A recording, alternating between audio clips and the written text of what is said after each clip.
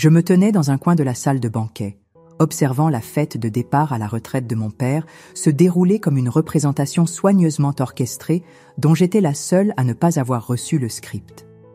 Le champagne. Dans mon verre, s'était éventé depuis 1 heure, tout comme mon enthousiasme pour cette soirée. Je m'appelle Solène et j'ai passé 28 ans à essayer d'être à la hauteur d'attentes impossibles. Ce soir devait être différent. J'avais même porté les boucles d'oreilles en perles que mon père m'avait offertes pour mes 16 ans, espérant qu'elles puissent servir d'offrande de paix. « Te voilà enfin !»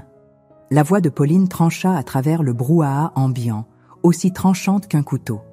Ma belle-mère glissa vers moi dans sa robe de créateur, son maquillage parfait et ce sourire étudié qui n'atteignait jamais vraiment ses yeux. « Ma chérie, tu devrais vraiment te mêler aux invités. Rester seule dans les coins n'aide pas vraiment ton image. » Je prenais juste une pause, dis-je en forçant un sourire. La soirée a été longue. Il est à peine 21 heures. « Ma chérie ?» dit-elle en ajustant mon col sans me demander la permission, son ongle rouge effleurant mon cou. « Les collègues de ton père ne cessent de demander de tes nouvelles. Le moins que tu puisses faire est de faire une apparition. » Avant que je ne puisse répondre, mon demi-frère Alexandre apparut à nos côtés. « Maman, papa te cherche. Quelque chose à propos d'un discours. » Les yeux de Pauline s'illuminèrent. « Oh, bien sûr. François a toujours besoin de mon aide pour ces choses-là. » Elle s'éloigna rapidement, laissant derrière elle un nuage de parfums coûteux. Alexandre serra mon épaule. « Ça va ? » ?»« Je vais bien, » mentis-je.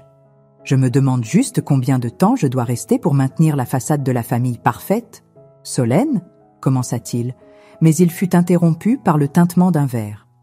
Mon père se tenait au centre de la pièce, le bras autour de Pauline, incarnant parfaitement l'homme d'affaires accompli, sur le point d'entamer une retraite bien méritée. « Je tiens à remercier tout le monde d'être venu ce soir, » commença-t-il, sa voix portant à travers la pièce. 40 ans chez Dupont et Associés, et je n'aurais pas pu le faire sans le soutien de ma magnifique épouse, Pauline. Je pris une autre gorgée de champagne éventé, essayant d'ignorer la douleur familière. Dans ma poitrine, pas de mention de maman, bien sûr. Pas de mention de la façon dont elle m'avait élevée seule pendant des années, pendant qu'il construisait son empire. Alors que la foule se dispersait après le discours, je me dirigeais vers les toilettes, ayant besoin d'un moment seul. Mais en approchant, j'entendis des voix au coin du couloir. « Tout comme sa mère », disait Pauline à quelqu'un. « François a fait de son mieux, mais on ne peut pas réparer ce qui est fondamentalement cassé. Cette fille n'a été qu'une déception depuis le premier jour. » Je me figeais, ma main agrippant le mur pour me soutenir. « Cela semble dur », répondit une autre voix. Je la reconnus comme celle de ma tante Caroline. Solène semble bien s'en sortir. Je « T'en prie », ricana Pauline. Elle a 28 ans, elle est célibataire et essaie encore de percer comme écrivain. Sans les chèques mensuels de François, elle vivrait dans un carton. Mon visage brûlait. Ces chèques mensuels étaient mon héritage de ma grand-mère, que mon père gérait. Quelque chose que Pauline savait très bien. J'aimerais juste que François puisse voir que tous ses efforts pour l'aider ont été gaspillés, continua Pauline. Certaines personnes ne valent tout simplement pas l'investissement. Je reculais, heurtant un serveur qui faillit renverser son plateau de boisson. Marmonnant des excuses, je me précipitais vers la sortie, mais je percutais de plein fouet mon père. « Tu pars déjà ?» Il fronça les sourcils, redressant sa cravate. « La fête vient à peine de commencer.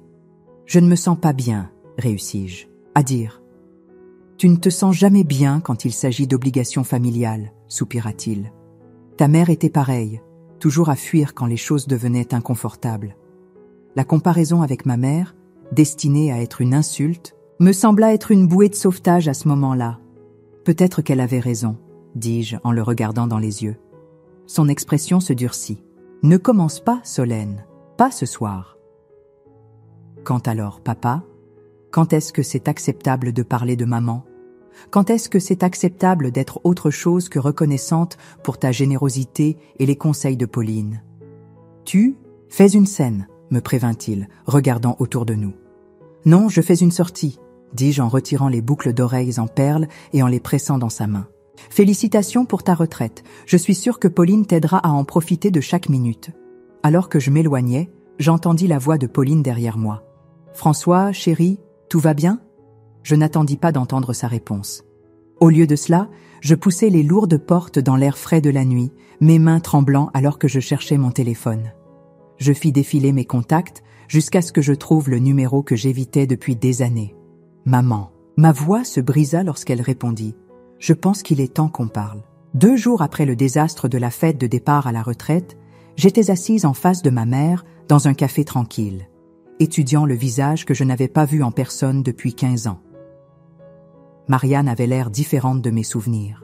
Ses cheveux noirs étaient maintenant striés d'argent, les rides autour de ses yeux plus profondes, mais son sourire était exactement comme dans mes souvenirs. « Je n'arrive pas à croire que tu es vraiment là, » dit-elle en enroulant ses mains autour de sa tasse de café.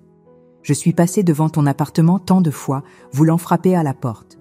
Pourquoi ne l'as-tu pas fait ?» La question sortit plus durement que je ne l'avais voulu. « Parce que j'avais promis à ton père que je n'interférerais pas, » dit-elle en plongeant la main dans son sac pour en sortir une épaisse enveloppe. « Mais je pense qu'il est temps que tu connaisses la vérité. » « Qu'est-ce que c'est ? » Des lettres. « Des dizaines. Je t'ai écrit chaque semaine pendant la première année après mon départ, » dit-elle en poussant l'enveloppe à travers la table. Des lettres qui étaient censées être livrées, mais qui sont restées sans réponse. Mes mains tremblaient en ouvrant l'enveloppe. À l'intérieur se trouvaient des lettres, leurs pages jaunies par l'âge, chacune datée et adressée à moi, chez mon père. « Je ne comprends pas, » dis-je. « Je n'ai jamais reçu ces lettres. »« Je sais maintenant. » La voix de Marianne se durcit. Pauline s'en est assurée. « Que veux-tu dire ? » « L'année dernière, j'ai croisé Maria. Tu te souviens d'elle ? Elle était notre femme de ménage avant que Pauline ne la licencie. » Marianne se pencha en avant. Elle m'a dit quelque chose d'intéressant. Elle voyait Pauline collecter le courrier avant que quiconque ne se réveille. Spécifiquement, elle se souvenait de l'avoir jeté des lettres avec mon écriture. Le café dans mon estomac se transforma en acide. « C'est pour ça que tu as arrêté d'essayer de me contacter ? » ?»« Non, ma chérie, je n'ai jamais arrêté, » dit-elle en sortant son téléphone et en faisant défiler des photos. « Voici l'annonce de ta remise de diplôme, ton premier article publié, ce prix d'écriture que tu as gagné l'année dernière.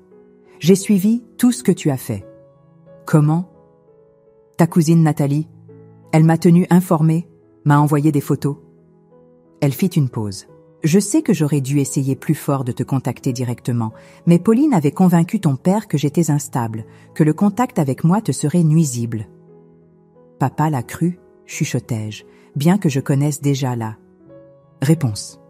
Bien sûr qu'il l'avait fait. Il avait cru tout ce que Pauline avait jamais dit sur moi, sur maman, sur quiconque menaçait sa parfaite narration familiale. Pauline est très douée dans ce qu'elle fait, dit prudemment Marianne. Elle a commencé à semer des graines de doute bien avant mon départ. Elle suggérait que j'étais déprimée, instable, potentiellement dangereuse. Quand je l'ai finalement confrontée à ce sujet, elle m'a donné un ultimatum. Quel genre d'ultimatum ? Partir volontairement, ou elle s'assurerait que je perde la garde complètement. Elle avait des preuves fabriquées, bien sûr, de mon comportement instable. Des témoins prêts à témoigner. L'argent de ton père derrière elle. Les yeux de Marianne se remplirent de larmes. J'ai pensé que si je partais tranquillement, je pourrais le combattre de l'extérieur, prouver que j'étais stable et responsable. Je n'ai jamais imaginé qu'elle réussirait à couper tout contact.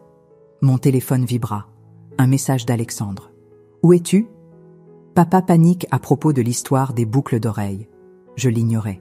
« Pourquoi me dis-tu tout ça maintenant ?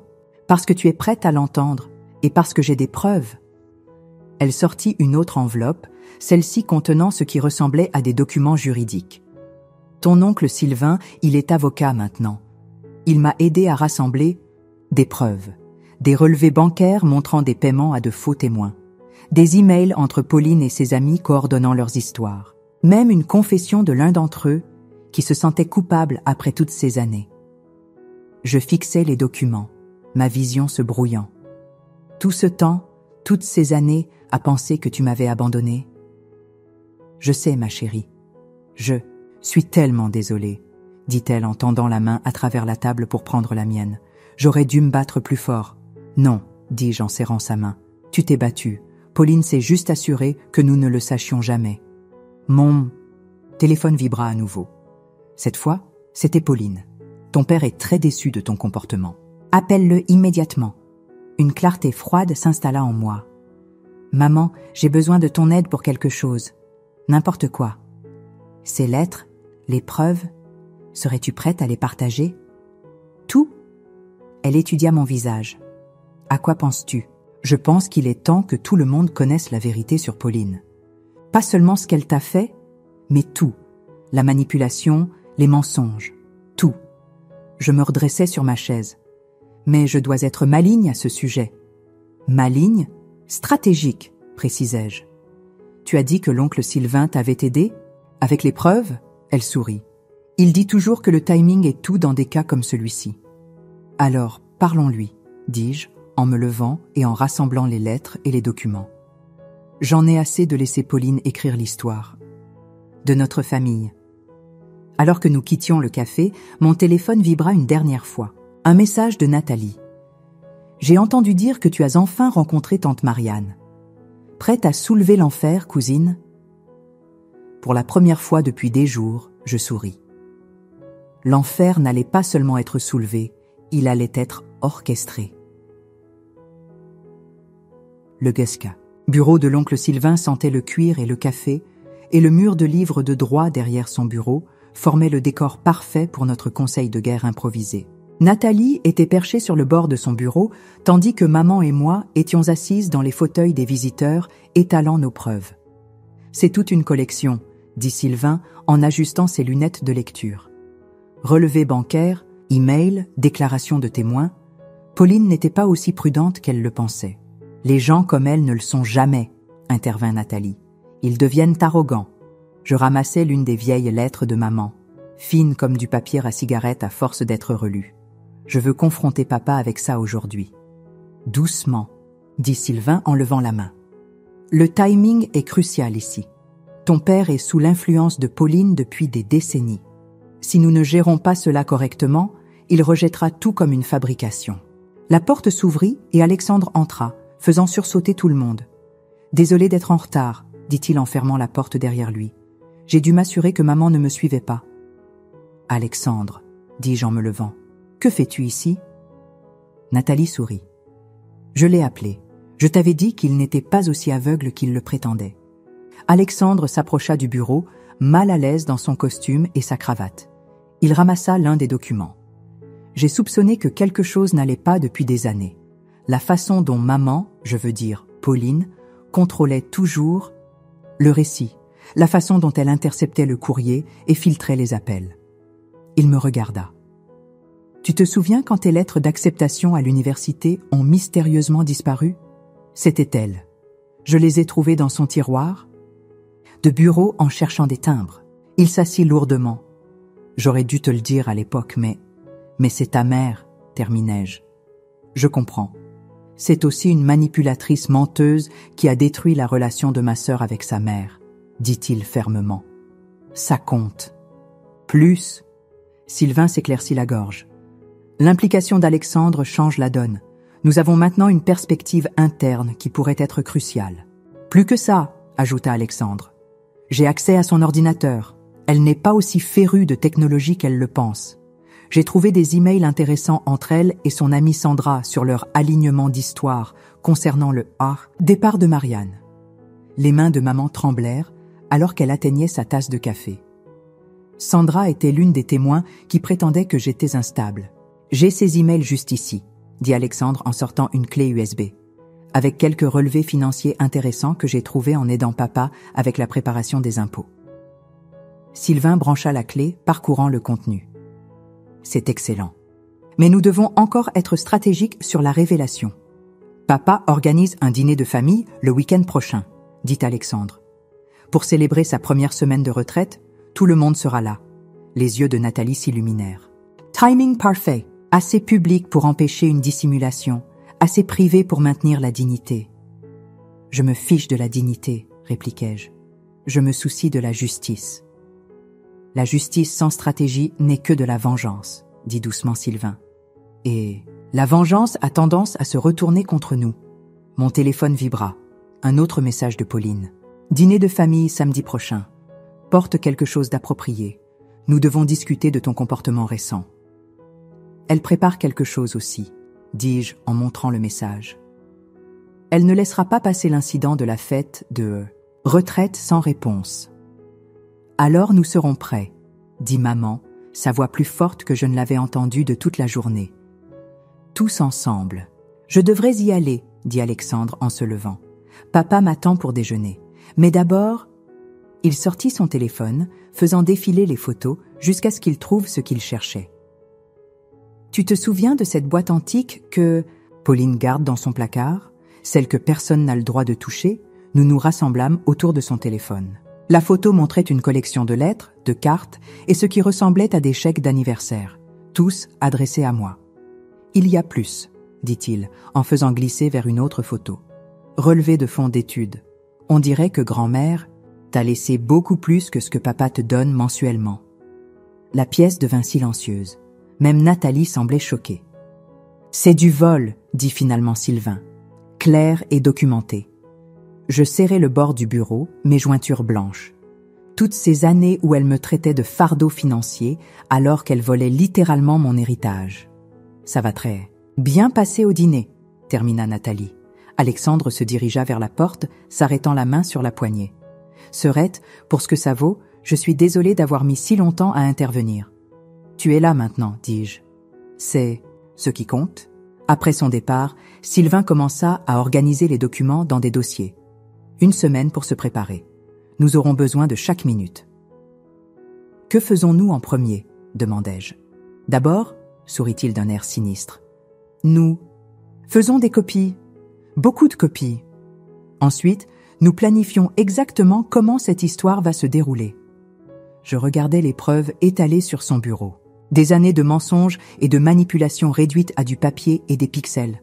Pauline avait toujours dit que j'étais comme ma mère. Tu l'es, sourit Nathalie. Vous êtes toutes les deux des combattantes. Et cette fois, vous vous battez ensemble. La veille du dîner de famille, je rencontrai papa pour un café à sa demande. Il choisit le même café où j'avais retrouvé maman, bien qu'il ne le sache pas. Il était déjà là quand j'arrivais, l'air étrangement diminué sans son costume. « Habituel.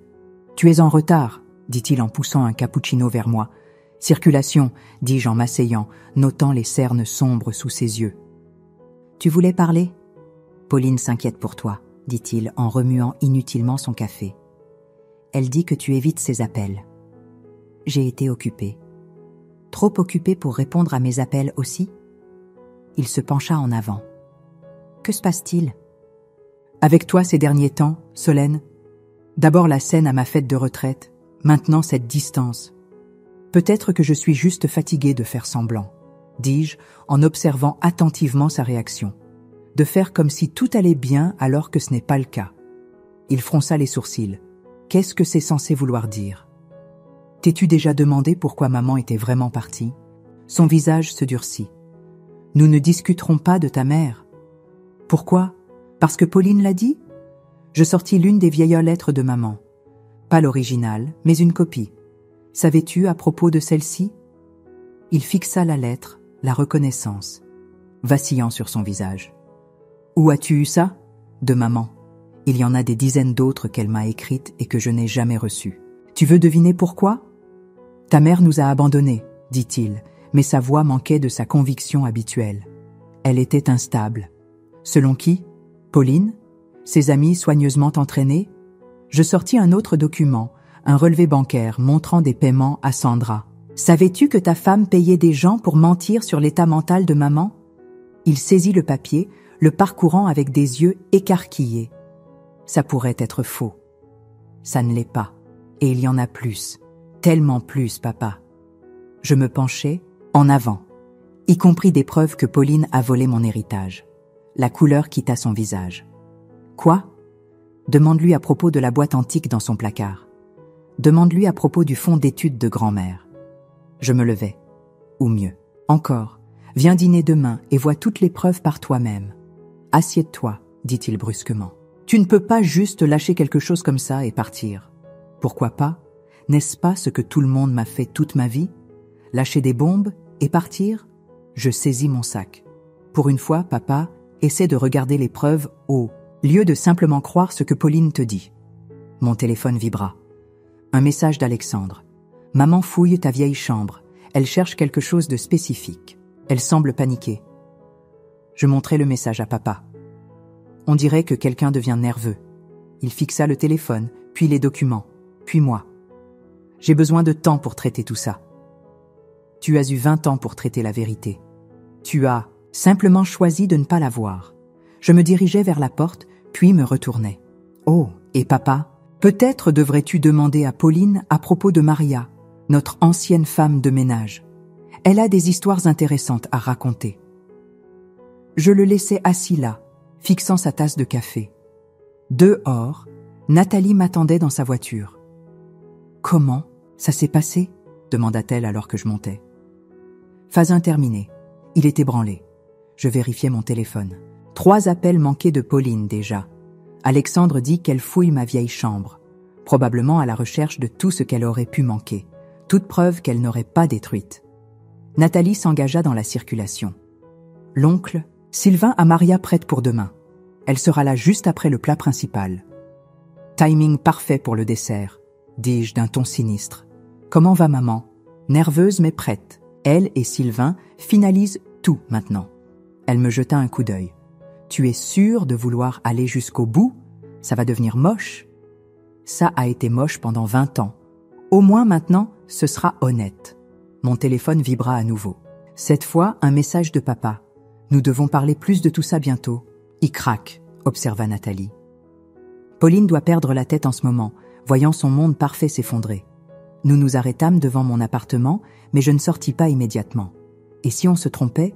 Et si ça se retournait contre nous? Alors on s'en occupera. Nathalie serra ma main. Mais on ne se trompe pas. Alexandre a les preuves. Maria a le témoignage. Maman a les lettres. Et toi? Elle sourit. Tu as la vérité de ton côté. La vérité n'est pas toujours suffisante. Non, mais combinée à la fraude bancaire, la subornation de témoins et le vol documenté, elle haussa un sourcil. C'est plus que suffisant. Mon téléphone s'alluma avec un autre message. Celui-ci d'Alexandre. J'ai trouvé quelque chose d'intéressant dans la déchiqueteuse de maman. Je la porte demain. Prépare-toi. On dirait que l'univers est de notre côté, dit Nathalie. Repose-toi. Demain va être un sacré dîner de famille. Je sortis de la voiture, serrant mon sac de preuves. 24 heures avant que tout ne change. 24 heures avant que la vérité ne vienne enfin dîner. La salle à manger semblait plus petite que dans mes souvenirs, encombrée de tensions et de non-dits. Pauline s'était surpassée avec la mise en place de la table. Sa meilleure porcelaine, des verres en cristal et des fleurs fraîches arrangées avec soin. Une façade parfaite, tout comme tout le reste chez elle. Du vin, ma chérie?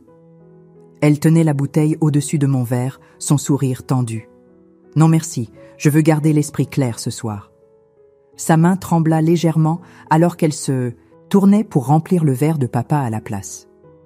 Il n'avait regardé personne directement depuis notre arrivée, se concentrant intensément sur son verre d'eau comme s'il contenait les secrets de l'univers. Alexandre était assis en face de moi, picorant sa salade. À côté de lui, Nathalie bavardait joyeusement de rien d'important, jouant parfaitement son rôle. L'oncle Sylvain avait envoyé un message disant qu'il avait du retard. Tout se déroulait selon le plan. Alors, Solène. Pauline posa la bouteille. De vin avec un peu trop de force. J'ai entendu dire que tu as rencontré des gens intéressants ces derniers temps. M'as-tu fait suivre? Ne sois pas dramatique. J'ai des amis qui se soucient du bien-être de cette famille. Des amis comme Sandra? J'observais attentivement son visage. Comment va-t-elle d'ailleurs? Toujours en forme après ces généreux dépôts que tu as faits sur son compte il y a 20 ans? Le bruit de la fourchette de papa heurtant son assiette résonna dans la pièce. Je ne sais pas de quoi tu parles, dit Pauline avec douceur. Mais ses jointures étaient blanches autour de sa serviette. Vraiment? C'est intéressant parce que la sonnette retentit. J'y vais. Alexandre se leva d'un bond avant que Pauline ne puisse bouger. Quelques instants plus tard, Maria entra, suivie de l'oncle Sylvain. Notre ancienne femme de ménage avait l'air exactement comme dans mes souvenirs. Petite, robuste, avec des yeux gentils qui en avaient vu trop. Que fait-elle ici? Pauline se leva si vite que sa chaise racla contre le sol. « Maria !» dit doucement papa, levant enfin les yeux. « Ça fait longtemps. »« Trop longtemps, monsieur Dubois, » répondit Maria en serrant son sac à main. « J'ai quelque chose à dire. »« C'est un dîner de famille privée, » lança Pauline. « Vous devez partir. » « En fait, » intervint Sylvain, « Maria est ici en tant que témoin. Elle a des choses très intéressantes à partager sur son temps de travail dans cette maison. »« Témoin ?» Pauline rit, mais cela sonnait creux. « C'est ridicule. François, fais quelque chose. » Papa ne bougea pas. « Laisse-la parler. » Maria prit une profonde inspiration. « Je vous ai vu, Madame Dubois, chaque matin pendant des années, parcourir le courrier avant que quiconque ne se réveille. Prendre des lettres adressées à Solène, les brûler dans le jardin. »« C'est absurde !» s'écria Pauline. « François, tu ne peux pas croire ça. »« J'en ai gardé une, » continua Maria en ouvrant son sac. « Juste une, parce que l'enveloppe était si jolie, avec des fleurs pressées dessinées dessus.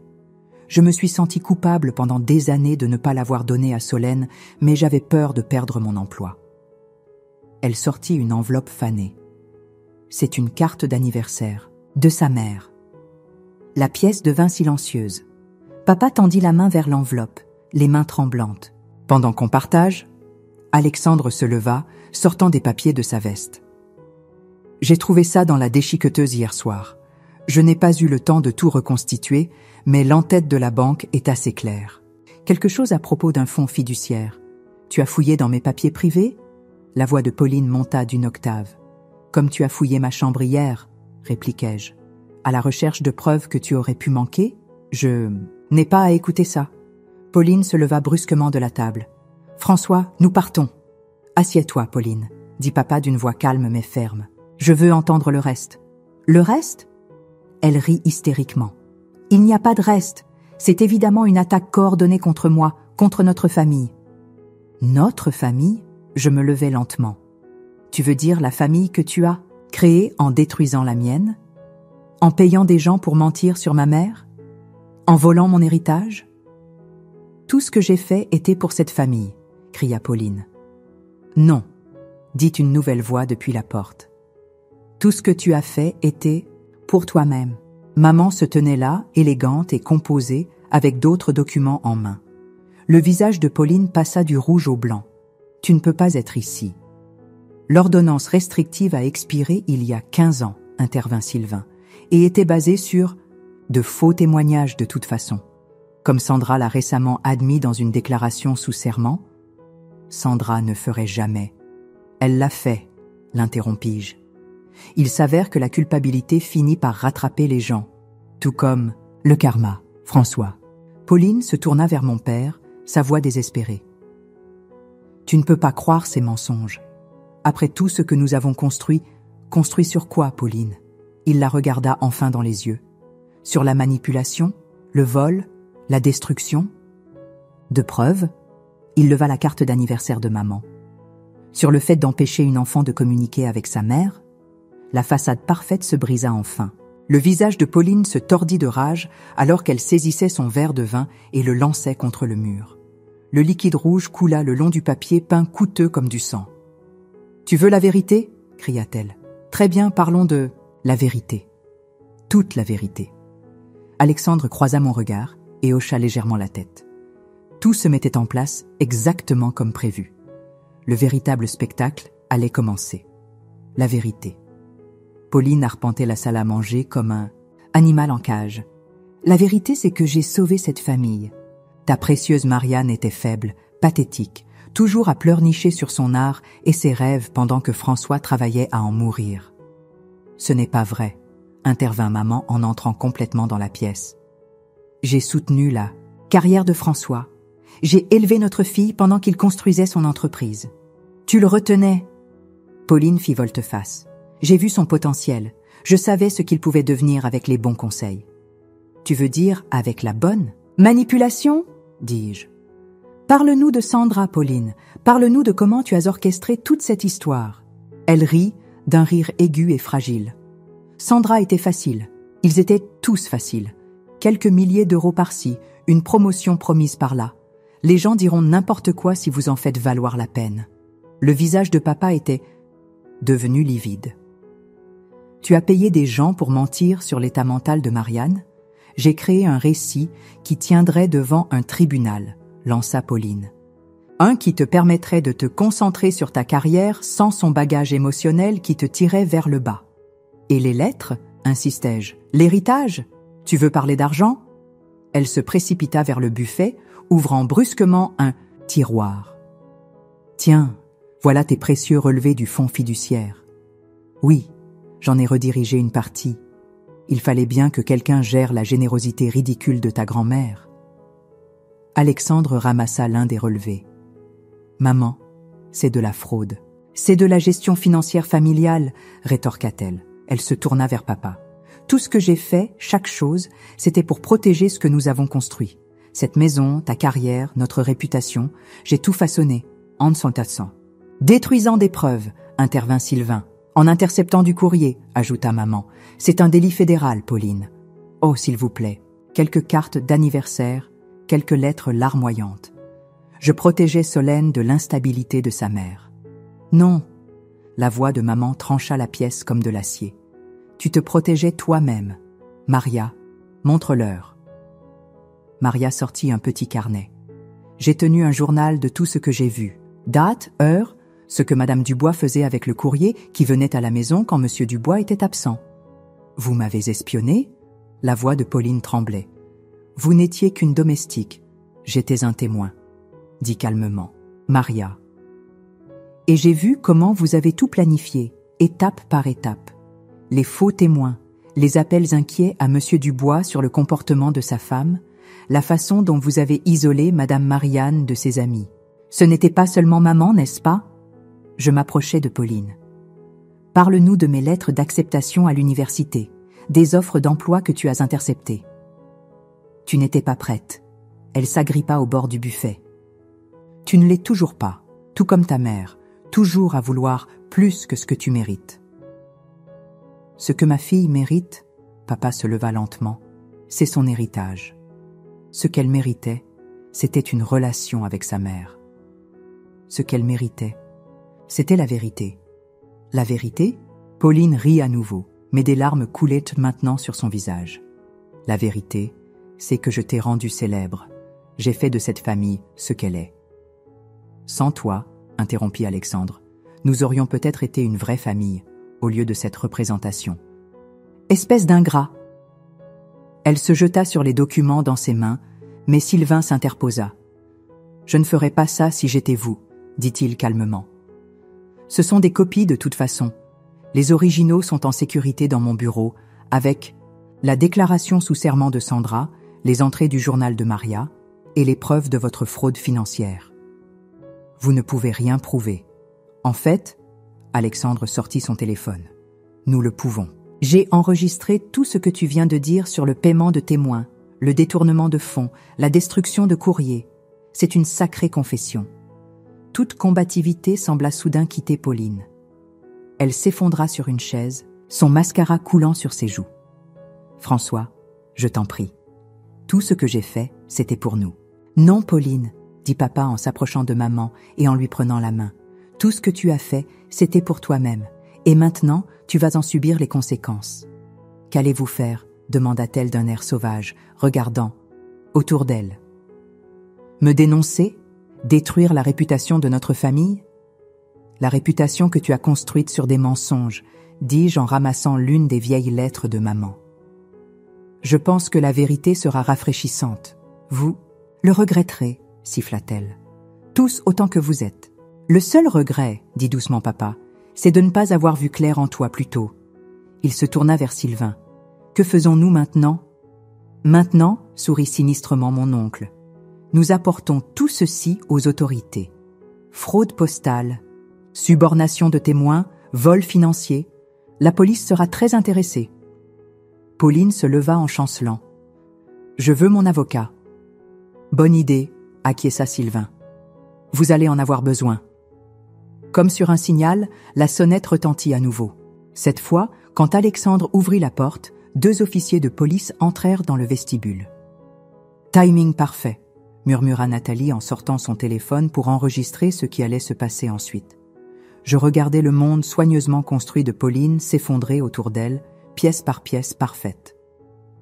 La vérité, comme on dit, vous libérera. Mais d'abord, elle pourrait bien détruire tout ce que vous pensiez savoir. Les lumières fluorescentes du poste de police projetaient des ombres dures sur tous les visages alors que nous faisions nos dépositions. Il était presque minuit et les événements de la soirée semblaient irréels, comme un film se déroulant au ralenti. « Encore quelques questions, mademoiselle Dubois », dit l'inspectrice Rivera en feuilletant ses notes. « Vous avez dit que la manipulation financière a commencé il y a combien de temps ? » « Au moins 20 ans, répondis-je, regardant par la fenêtre Pauline assise dans une autre pièce, son avocat lui chuchotant urgemment à l'oreille. Mais nous n'avons découvert toute l'ampleur que récemment. Et la subornation de témoins, ça a commencé encore plus tôt. La voix de maman était ferme à côté de moi. Ah, Ira. La déclaration de Sandra confirme tout. L'inspectrice hocha la tête en prenant d'autres notes. L'inspecteur postal voudra vous parler à toutes les deux demain au sujet de l'interférence avec le courrier. C'est un délit fédéral grave. Papa faisait les 100 pas derrière nous, l'air plus vieux que je ne l'avais jamais vu. J'aurais dû savoir. Toutes ces années, j'aurais dû voir ce qui se passait. Elle était très douée dans ce qu'elle faisait, dit Alexandre depuis son coin. Il n'avait pas cessé de regarder Pauline à travers la vitre. Elle nous a tous trompés. L'inspectrice Rivera ferma son carnet. Sur la base des preuves que vous avez fournies et de la confession partielle de Madame Dubois à la maison, nous allons la garder pour la nuit. La division des fraudes prendra le relais au matin. Que se passe-t-il ensuite ? Demandai-je. Étant donné l'étendue des crimes et la documentation que vous avez, elle fait face à des accusations sérieuses. La fraude postale à elle seule peut entraîner jusqu'à 20 ans de prison. Un tumulte éclata dans l'autre pièce. Pauline s'était levée, repoussant la main de son avocat qui tentait de la retenir. « Je veux leur parler », sa voix portait à travers la vitre. « François, Solène, Madame Dubois, je vous déconseille fortement », commença son avocat. « Je m'en fiche », elle frappa sur la vitre. « François, tu ne peux pas me faire ça. Tout ce que j'ai fait, c'était pour nous. » Papa se détourna, ses épaules tremblant. Maman tendit la main vers la sienne et après un moment d'hésitation, il la prit. « Vous devriez tous rentrer chez vous », dit gentiment l'inspectrice Rivera. « Nous avons vos coordonnées. La division des fraudes vous contactera demain. » Alors que nous rassemblions nos affaires, la voix de Pauline devint de plus en plus hystérique. « Alexandre, dis-leur comment j'ai protégé cette famille. » Alexandre s'arrêta à la porte. « Au revoir, maman. » Sa voix se brisa sur le dernier mot. Dehors, l'air de la nuit semblait frais et pur après l'atmosphère étouffante du poste de police. Nathalie nous attendait sur le parking avec du café et des sandwichs. « J'ai pensé que vous en auriez besoin », dit-elle en les distribuant. « Comment ça s'est passé ? Aussi bien qu'on pouvait s'y attendre », répondit Sylvain en vérifiant son téléphone. La division des fraudes examine déjà les documents financiers. Ils sont particulièrement intéressés par la manipulation du fonds fiduciaire. Qu'advient-il ? De la maison ? Demanda soudainement Alexandre. Tous les comptes seront gelés en attendant l'enquête, expliqua Sylvain. Mais tout ce qui a été détourné illégalement devrait finalement être restitué à ses propriétaires légitimes. Je me tournai vers papa. « Où vas-tu rester ? Il vient chez moi, dit fermement maman. Nous avons beaucoup à nous dire. » Papa leva les yeux, surpris. « Marianne, je... »« Pas ce soir, » secoua-t-elle la tête. « Ce soir, nous avons tous besoin de repos. Mais bientôt. »« J'ai une chambre d'amis, » proposa Alexandre, « si tu préfères. » Papa secoua la tête. « Non, Marianne a raison. Il est temps d'avoir des conversations honnêtes. » Une voiture de police sortit du garage du poste, Pauline étant transférée à la prison du comté. Nous la regardâmes tous disparaître dans la nuit. « Ça ne semble pas réel, dis-je. »« Oh, c'est bien réel. » Nathalie sortit son téléphone. Déjà en tendance sur les réseaux sociaux locaux, l'épouse d'un homme d'affaires prominent arrêté pour des décennies de fraude et de manipulation. Génial, gémit Alexandre. Juste ce dont nous avions besoin. En fait, intervint Sylvain, l'exposition publique pourrait l'empêcher d'essayer de manipuler la situation à sa façon. La vérité est déjà là dehors. Maman serra ma main. « Tu vas bien ?»« Je ne sais pas, admis-je. J'ai l'impression de me réveiller d'un très long cauchemar. »« Pour nous tous, » dit doucement papa. Il regarda maman, puis moi. « Je sais que ce n'est pas suffisant, mais je suis désolé. Tellement désolé. »« C'est un début ?» dis-je. Alexandre vérifia sa montre. « Je devrais y aller. Je dois emballer quelques affaires de la maison avant qu'il ne la scellent pour l'enquête. »« Je vais t'aider, » proposa Nathalie, un par un. Tout le monde partit jusqu'à ce qu'il ne reste que maman, papa et moi dans le parking. Nous nous tenions là, un triangle maladroit de douleur, d'espoir et de possibilités. « Allez, » dit finalement maman. « Je vais faire du thé. Nous pouvons commencer petit à petit. » Alors que nous nous dirigions vers nos voitures, j'entendis au loin le faible gémissement d'une autre sirène. Quelque part dans une cellule de prison du comté, Pauline faisait face à sa première nuit sans contrôle, sans pouvoir, sans ses mensonges soigneusement construits. Et nous étions là, faisant nos premiers pas vers la reconstruction de ce qu'elle avait détruit. Ce ne serait pas facile. Rien de valable ne l'est jamais. Mais au moins maintenant, nous avions la vérité. Toute la vérité. Et c'était un début. La brise d'automne bruissait dans le jardin de maman, tandis que je l'aidais à planter des bulbes de tulipes. Papa était assis sur la véranda, lisant de vieilles lettres. Il s'était donné pour mission de lire chacune de celles que maman avait écrites, comme pour rattraper le temps perdu. Ceux-ci doivent être plus profonds.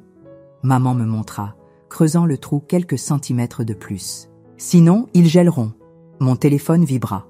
Un message d'Alexandre. « Audience de condamnation aujourd'hui.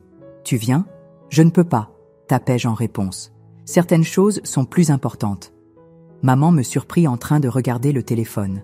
« Alexandre ? » « Oui, la condamnation de Pauline est aujourd'hui. » Papa leva les yeux de ses lettres.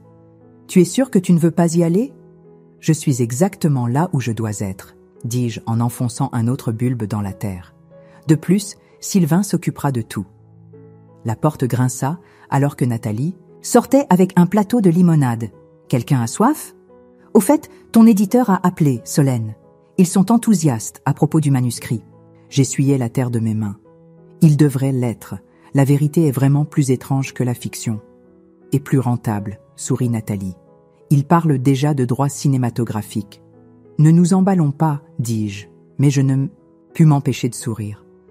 L'avance avait déjà permis de m'installer dans un nouvel appartement, un sans les ficelles financières de Pauline. Papa posa ses lettres. J'ai lu le brouillon, tu sais, hier soir. C'est honnête, douloureusement. Honnête, je méritais chaque mot. Il ne s'agit pas de mériter, dis-je en acceptant un verre de limonade. Il s'agit de vérité, toute la vérité, les parties laides, les parties de guérison. Mon téléphone vibra à nouveau, cette fois de Sylvain. 15 ans. Pas de possibilité de libération conditionnelle avant 10 ans. Restitution financière totale ordonnée. Je leur montrai le message. 15 ans, murmura papa. Justice, dit simplement maman en tassant la terre autour d'un autre bulbe. Tu sais ce que j'ai réalisé ? Dis-je en m'asseyant sur mes talons, regardant le jardin fraîchement planté. Pauline avait raison sur une chose. Je suis comme ma mère. Oh ? Maman leva un sourcil. Oui, nous sommes toutes les deux des combattantes. Nous croyons toutes les deux aux secondes chances. Je jetai un coup d'œil à papa. Et nous savons toutes les deux comment planter quelque chose de nouveau dans une terre brûlée. Les yeux de papa se remplirent de larmes. Je ne mérite pas. Arrête, interrompit maman. Plus de discussions sur ce qu'on mérite. Nous sommes ici maintenant, faisant le travail. C'est ce qui compte. Le téléphone de Nathalie sonna. Alexandre dit que Pauline a demandé à lui parler après la condamnation. Il a refusé. Il dit qu'il en a fini de la laisser écrire son histoire. Elle sourit. Il arrive d'ailleurs. Il apporte des pizzas ? Je me levai, époussetant la terre de mes genoux. Tu sais ce dont ce jardin a besoin ? Ces carillons éoliens que tu avais l'habitude d'avoir, maman. Ceux qui jouaient différentes notes dans la brise. Je n'y ai pas pensé depuis des années, dit-elle doucement. Je les ai, dit papa tranquillement. Dans mon bureau, je les ai gardés après ton départ. Je ne pouvais pas me résoudre à les jeter, même quand Pauline insistait. Et... Bien, maman se leva, époussetant ses mains. Qu'attends-tu ? Va les chercher. » Alors que papa se précipitait à l'intérieur, je regardais autour de moi ce que nous avions construit à partir des cendres de la destruction de Pauline. Un jardin prenant lentement vie, une famille guérissant progressivement, une vérité, enfin racontée. « Les tulipes ne fleuriront pas avant le printemps, » dit maman, lisant mes pensées. « Mais c'est normal, certaines choses valent la peine d'attendre. » Papa revint avec les carillons éoliens, des tubes délicats de métal et de verre qui captaient la lumière du soleil.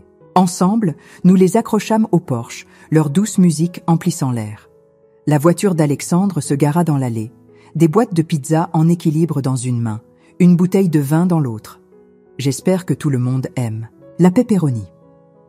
Au fait, vous ne croirez jamais ce que Sandra a dit au juge lors de la condamnation. Alors que nous nous rassemblions sur le porche, partageant pizza et histoire, je réalisais quelque chose de profond. Pauline avait passé des décennies à créer une façade parfaite, mais nous étions là, construisant quelque chose de réel à partir des décombres. Quelque chose de désordonné, d'honnête et de vrai.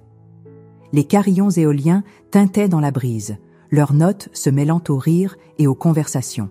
Maman et papa étaient assis assez près pour que leurs épaules se touchent. 2 décennies de manipulation se dissolvant lentement entre eux. Alexandre racontait des blagues qui atteignaient vraiment ses yeux maintenant. Nathalie documentait tout sur son téléphone, pour la postérité, disait-elle.